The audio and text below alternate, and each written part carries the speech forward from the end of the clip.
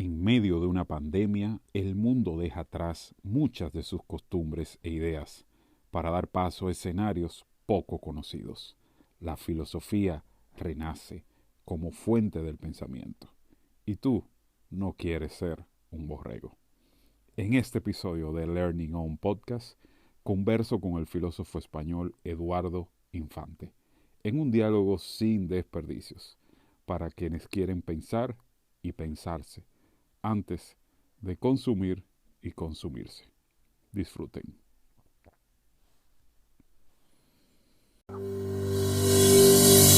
Learning On.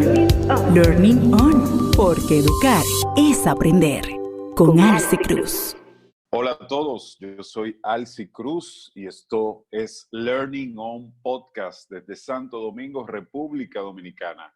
Gracias por escucharme a través de las plataformas digitales y a través de nuestro website learningon.org. Hoy empezamos el día, empezamos la semana con un magnífico e interesante episodio más de Learning On Podcast. Hoy cuento con un invitado sumamente especial desde España, Eduardo Infante, filósofo y profesor, autor del libro Filosofía en la Calle, que ya pronto estará por estos predios de nuestro país y América Latina. Bienvenido, Eduardo. Es un honor contar contigo acá y que podamos conversar en torno a un súper tema, la mirada desde la filosofía a la pandemia. Bienvenido, Eduardo. Muchas gracias por invitarme, Alci, y un abrazo a todos mis hermanos latinoamericanos. Excelente, excelente. Estamos viviendo algo para lo que nadie nos preparó. Estamos viviendo algo insospechado, impensable. Uno mira hacia la calle y ve la calle vacía y dice, wow, es una guerra, es la madrugada, pero no, son las 11 de la mañana y simplemente cuarentena absoluta, infección, muerte, aeropuertos paralizados, en fin. Yo decía con alguien el día pasado, diseñamos la globalización para la productividad, pero no para la salud, no para el cuidado, ¿verdad? Y Correcto. ahora estamos pagando mucho de esas deudas, de esas consecuencias. Pero, ¿qué dice la filosofía ante todo esto, verdad? Y mi primera pregunta para esta conversación, si nos fuéramos a la historia de la filosofía para un poco traer toda la sabiduría a este momento, ¿qué pensadores vienen a ti y qué opinarían esos pensadores sobre esta circunstancia del coronavirus? Una pregunta muy interesante, Alci. Pues yo creo que enseguida se me viene una época concreta, es la época del helenismo, ¿no? Porque creo que guarda gran relación con lo que nosotros estamos viviendo. El helenismo fue una época de profunda crisis a todos los niveles, ¿no? Crisis económica, política y social, con grandísimos movimientos migratorios. Y sobre todo era una época en la que el ciudadano vivía con la sensación de que el mundo naufragaba, ¿no? A veces los políticos nos hablan de que cuando todo esto pase y volvamos a la normalidad, y lo cierto es que cuando todo esto pase nunca volveremos a la normalidad. Es decir, Así es. lo que ocurra será algo diferente. Estamos en un momento de transición absoluta hacia un mundo que realmente desconocemos, ¿no? Fíjate, Así es. Alfie, que la diosa que se puso de moda en la época helenista era la diosa Fortuna, ¿no? Que Sí. era la encarnación de las circunstancias que nosotros no controlamos. Tenían esos griegos y esos romanos también tenían la sensación de que gran parte de la vida, gran parte de las circunstancias que nos acechan, no somos capaces de gobernarlas, que estamos siendo gobernados por un poder superior, ¿no? Y hubo toda una gran parte de filósofos que lucharon con toda su fuerza, con todo su intelecto, por recuperar esa libertad perdida. Y entendieron efectivamente que había que vivir la vida como los marineros. Un marinero no controla el clima, no controla los vientos, no controla las mareas, ¿no? Claro. No controla las circunstancias, ¿no? Pero sí que puede usarlas en su propio beneficio. dirigiéndolos hacia el rumbo y el camino que sí que él ha determinado. Se me viene a la mente, por ejemplo, autores como Epícteto, alguien que nos habló de cómo vivir con dignidad ante las circunstancias más dolorosas y sufrientes de la vida, ¿no? Se me viene también la imagen de Marco Aurelio, ese emperador filósofo que hacía filosofía como un ejercicio, además, durante las batallas, ¿no? Y fíjate cómo también estamos haciendo una analogía con lo que nos está ocurriendo, tú lo acabas de hacer, ¿no? Comparamos Claro. esta situación con una guerra, con una batalla. Ayer hablaba con unos amigos médicos y me decían, Edu, lo que estamos viviendo es lo más parecido a una guerra, ¿no? Bueno, Claro. pues efectivamente no podemos controlar lo que nos ocurre, pero sí que podemos controlar, y esto es lo que nos advirtieron los filósofos, nuestra reacción ante las circunstancias. El filósofo está más preocupado en gobernarse a sí mismo que en gobernar a los demás, ¿no?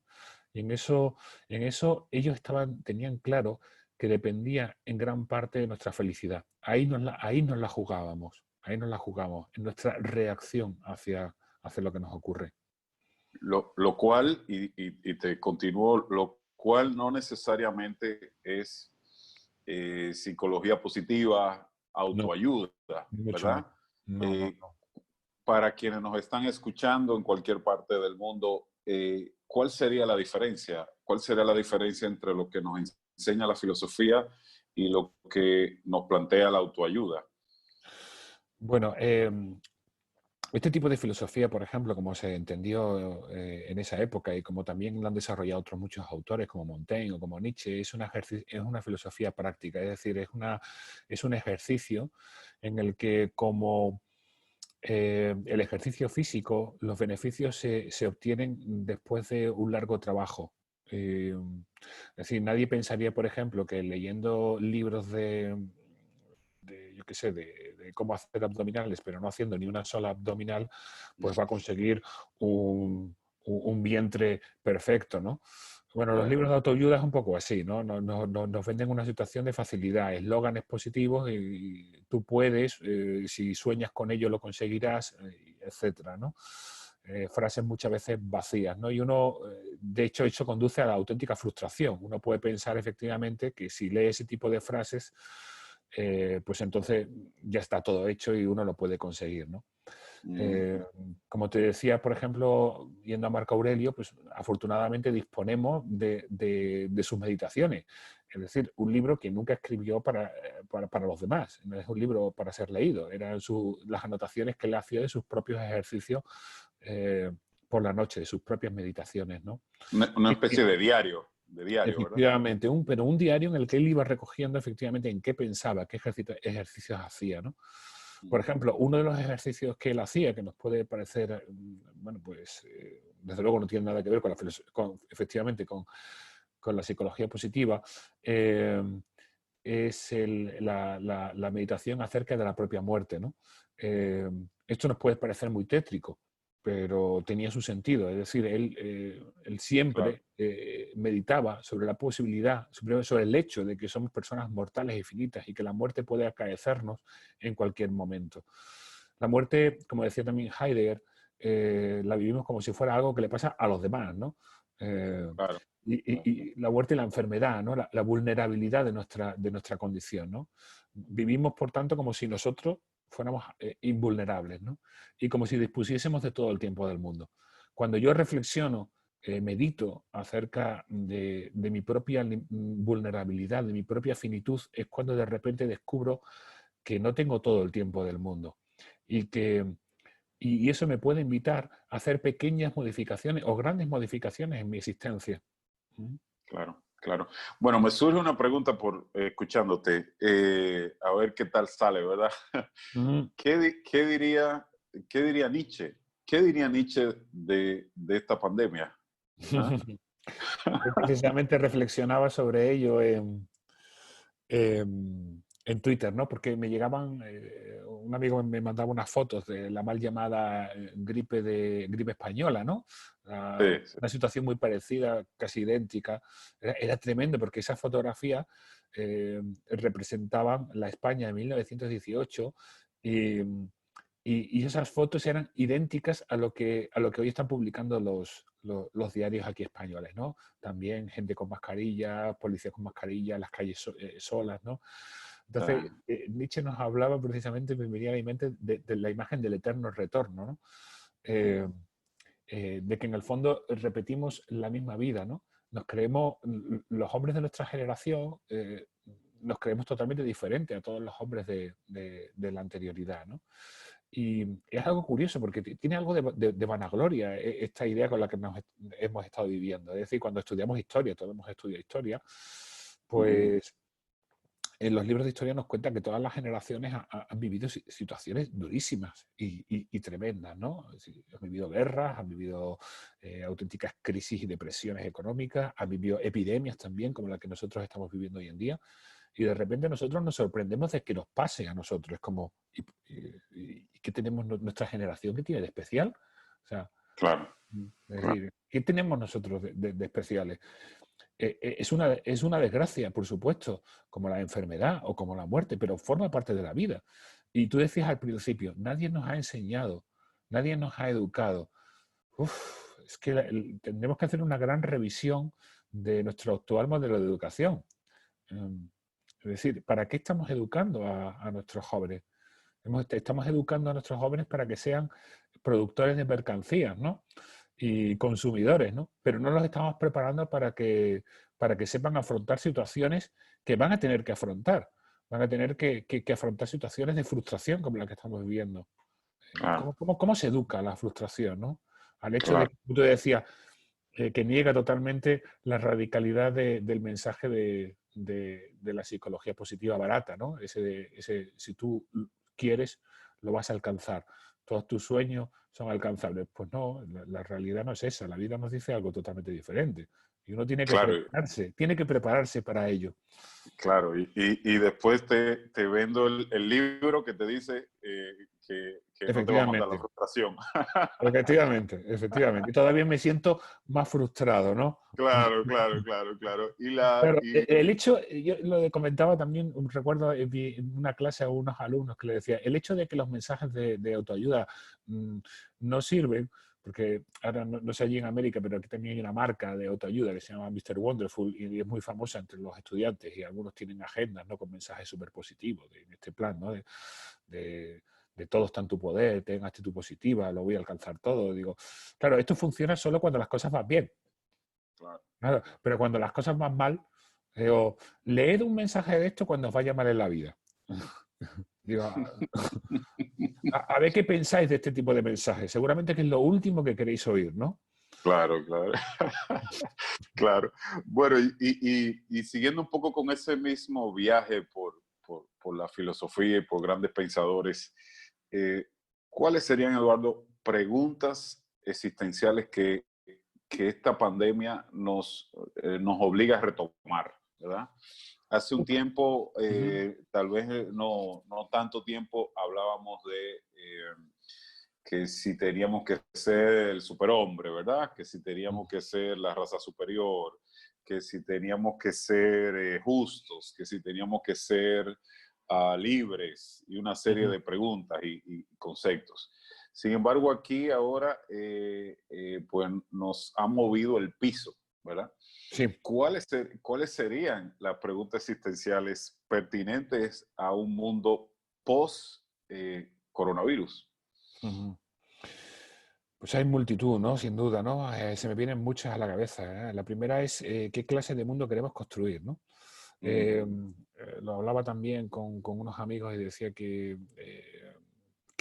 ahora hay mucha literatura, se está escribiendo mucho de cuál es el mundo que va a venir después del coronavirus, ¿no? Y estamos jugando un poco a ser adivinos. Sí.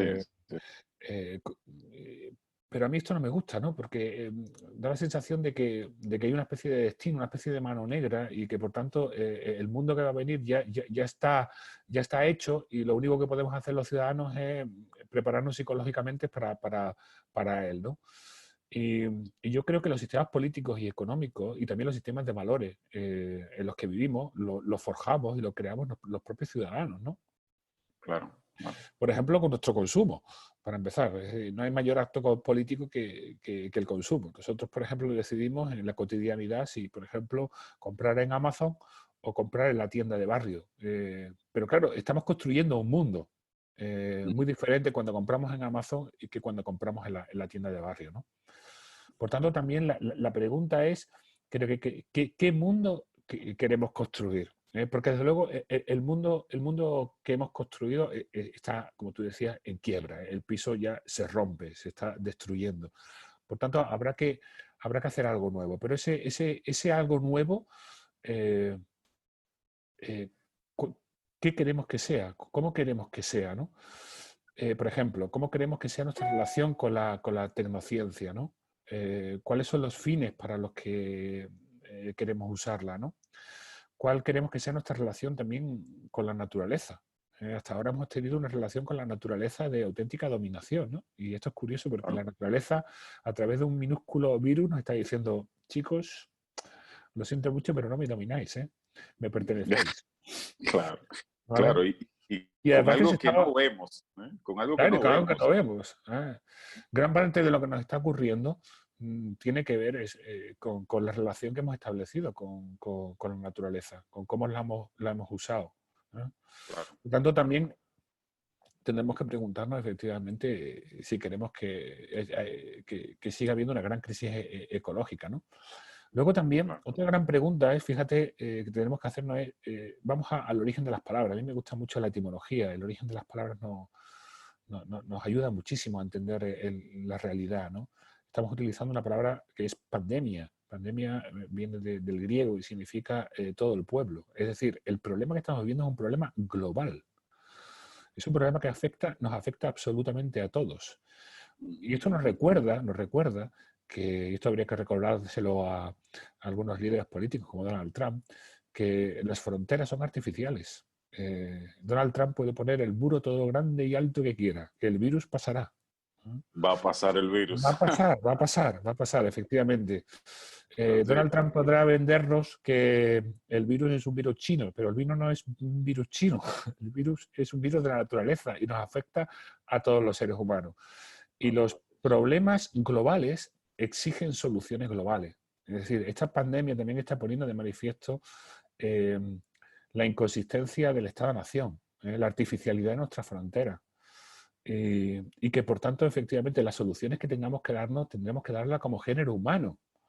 Eh, claro, Donald Trump necesita de los españoles y necesita de los franceses y necesita de los dominicanos y necesita de los brasileños y necesita de los chinos.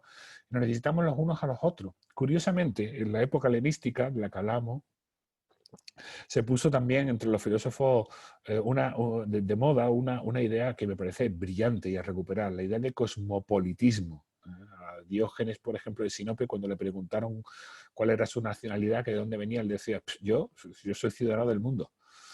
Es decir, que pertenecemos, la realidad natural es que todos pertenecemos a una única especie, pertenecemos a única nación, y esa única nación es la del género humano. Y si no empezamos a vernos así, nos va a ir mal, nos va a ir mal, porque solo podremos salir de aquí si actuamos como especie humana y no actuamos como españoles, como dominicanos, como norteamericanos, claro, etcétera, etcétera, ¿no? claro. Claro. Estoy conversando con Eduardo Infante, filósofo y profesor desde España. Estoy aquí en Santo Domingo, conectados por encima de la pandemia, de la cuarentena, hablando de cosas importantes en torno a poner en perspectiva, a poner en pregunta, mejor dicho, pues lo que estamos viviendo y lo que vamos a vivir. Y cambio de tema porque precisamente la cuarentena ha dado lugar a que podamos algunos, lo que hemos querido, ¿verdad? Leer libros que teníamos pendientes, escribir cosas que no habíamos tenido chance de escribir, y hay uno que otro por ahí que no sabe qué hacer con tanto tiempo en casa ahora, ¿verdad? Cuando era lo que muchas veces decíamos que era lo que anhelábamos. Efectivamente. Y tengo aquí a mano, Eduardo, tu libro Filosofía en la calle. Y me voy a ir directamente a un punto para que vayamos haciendo la parte final de este episodio. Hay una parte de Filosofía en la calle donde planteas una pregunta que yo creo que mucha gente se puede haber planteado en medio de la cuarentena, ¿verdad? Ujú. ¿Cómo puedes saber si lo que sientes es amor? Y dentro de este apartado te refieres al amor platónico, ¿verdad? Ujú. Eh, ¿De dónde viene esto del amor platónico?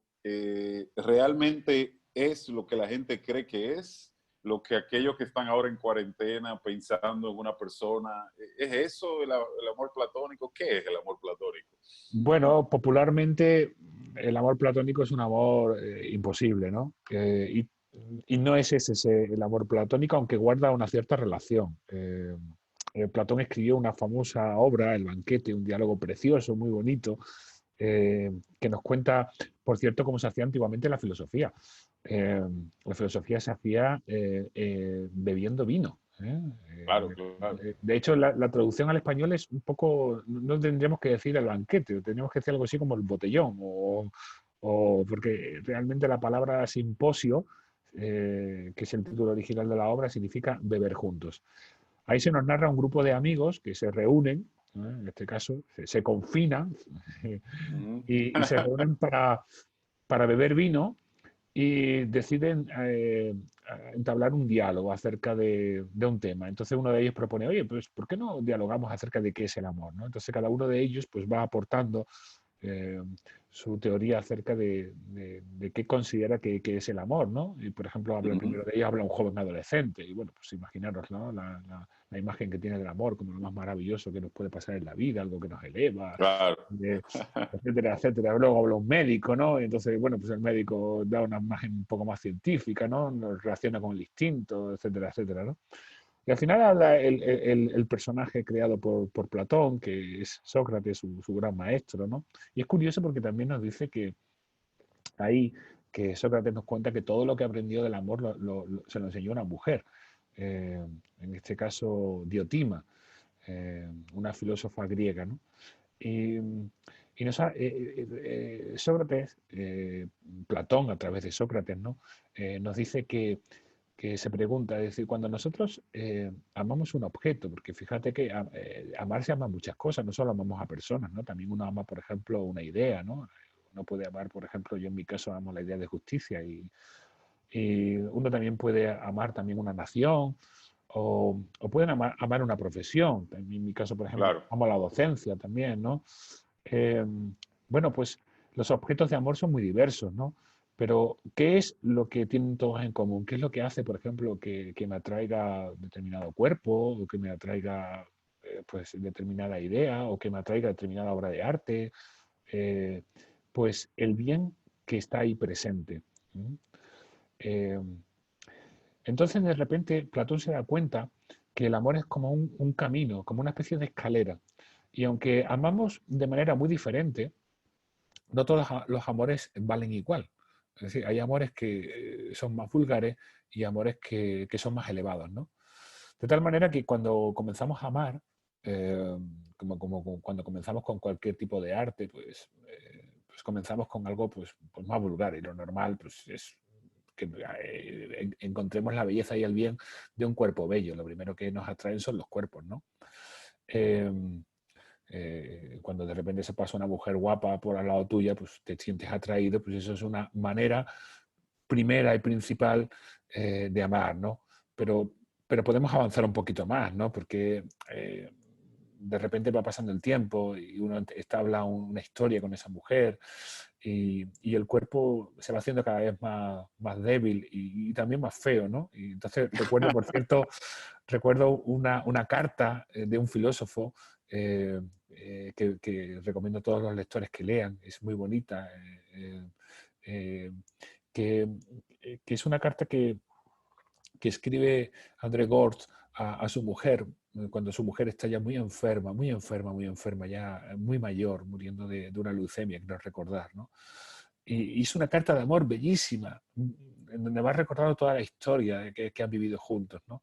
Obviamente lo que está amando ese filósofo ahí no es el cuerpo, porque ese cuerpo, por Dios, es Claro. el cuerpo ya viejo y enfermo, ¿no? Ahí está amando un alma. Y claro, a ver, yo creo que todos estaremos convencidos en que entre amar un cuerpo y amar un alma, Bueno, pues hay un amor más elevado, ¿no? De mayor categoría, ¿no? Bueno, pues así cada vez nos vamos elevando, ¿no? Según Platón, hasta que uno es capaz de amar el bien en sí, amar no la belleza en las cosas, sino la propia idea de belleza, la propia idea de justicia.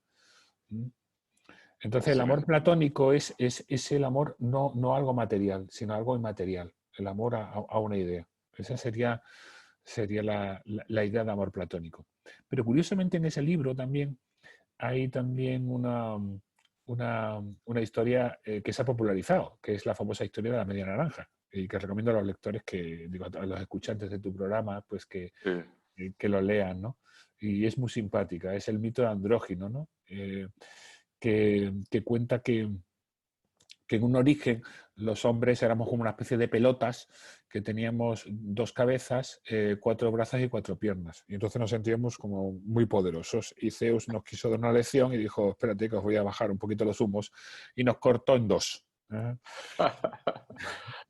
Y claro, esta es la imagen simpática. Cuando de repente pasa alguien, pasa una mujer y de repente no puedo dejar de mirarla y me siento totalmente conectado a ella. Supuestamente, según este mito, lo que estamos haciendo es descubrir nuestra media naranja, es decir, la otra mitad de mí. En el fondo lo que está diciendo el mito es que el ser humano, esto también sería muy interesante para recuperarlo ahora, en esta época de pandemia, el ser humano es un ser incompleto. Es decir, no podemos llegar a la felicidad, a la plenitud solos. Necesitamos las otras personas que nos complementan, ¿no? Yo creo que una de las cosas, por ejemplo, que estamos descubriendo en la pandemia y en esta época de confinamiento es la importancia del abrazo. Claro. Yo, por ejemplo, he hecho mucho de menos abrazar a mis amigos, abrazar a mis padres, y estoy deseando que se levante el veto, ¿no? Para volver a abrazar, ¿no? Y abrazar implica eso, ¿no? La sensación de que me necesito completar en otra persona. Excelente, excelente. Esta conversación va terminando. Interesantísima conversación. Hablamos de varias cosas. Y antes de dar la despedida, ¿cómo te pueden contactar, Eduardo? Redes sociales, página o cualquier vía que sea que cualquier persona en el mundo puede seguir tu trabajo, seguir a nivel de redes. Yo trabajo mucho con redes sociales, sobre todo con Twitter, porque creo que efectivamente que las redes sociales son el nuevo ágora donde tenemos que acudir los filósofos, ¿no? Sócrates no hacía la filosofía en un aula, en la universidad, encerrado, sino que justo lo contrario, hacía filosofía de dialogar con sus ciudadanos en mitad de las calles y las plazas de donde estaba la vida, ¿no? ¿Y dónde está la vida hoy en día? ¿Cuáles son las calles, los mercados y las plazas donde nos encontramos? Pues hoy en día son las redes sociales. Trabajo sobre todo con Twitter. Entonces, todos los que estéis interesados, me encantaría encontrarme con ustedes, ¿no? Y poder seguir dialogando acerca de los grandes temas que a todos nos interesan, ¿no? A través de Twitter. Me buscan por mi nombre, Eduardo Infante, seguro que me encuentran. Perfectamente. Perfectamente. Bueno, en la descripción, a todos los que están escuchándonos, en la descripción de este episodio van a encontrar un link, un enlace para poder adquirir el libro Filosofía en la Calle para todos los interesados en deleitarse con esta magnífica obra, con este magnífico material generado por Eduardo. Para mí ha sido un honor, un placer, un disfrute compartir esta conversación contigo. Espero que sea la primera de muchas dentro de lo que es el podcast. Y pues desde acá, pues un abrazo de Santo Domingo a España para ti, Eduardo, y para todos quienes nos están escuchando. Esto fue Learning On Podcast y recuerden, amigos, amigas, que educar es aprender. Bye bye.